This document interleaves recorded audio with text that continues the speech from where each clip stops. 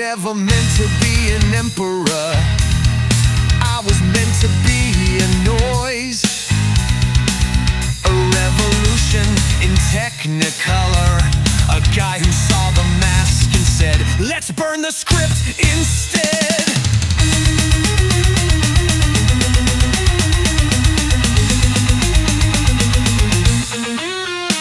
Every wound became a storyline and a lyric.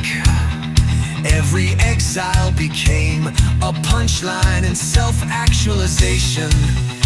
Every heartbreak a riff in the anthem and priceless cinema. I don't play by the rules, I write in fire. And Phoenix Disorder isn't just an anthem, it's a love story, a rebellion, a blueprint for fools who burn bright and love loud. I'll never be palatable, I'll never shrink for comfort, but I will always be real.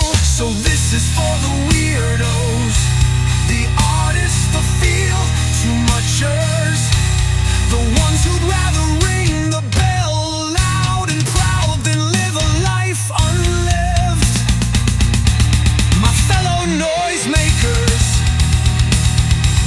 put on your jester hat, paint a phoenix on your doors, laugh loud enough to shake the system.